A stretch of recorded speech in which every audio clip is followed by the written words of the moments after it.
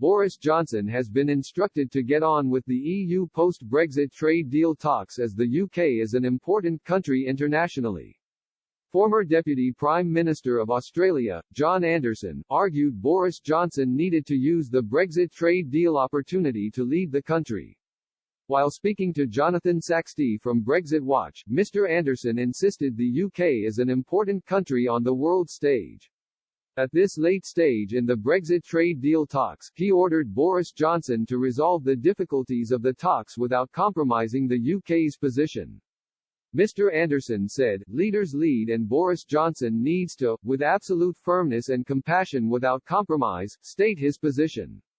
I think he needs to do this in a way that many British people respected him for so much in the past. He needs to get on with it. I feel odd to offer that because he is a much greater man than I am. But as someone who loves Britain and wants to see it sorted out for the sake of Britons, but I also want to see it sorted out for the rest of the world."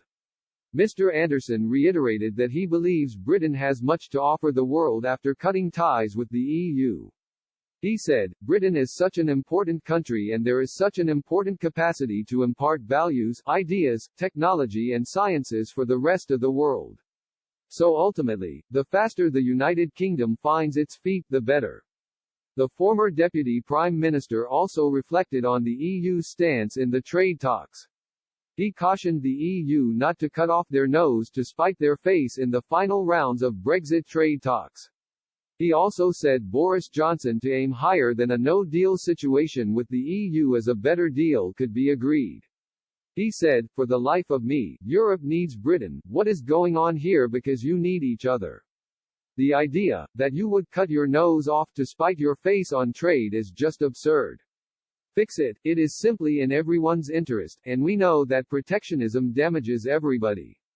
We are all mature adults. There may be many Europeans that don't want the divorce, but why would they damage their own economies by not looking for a trade deal that works for everyone? I know that is a bit simplistic as there is a lot more to it, but sometimes it helps to go back to basics as we know trade helps everyone."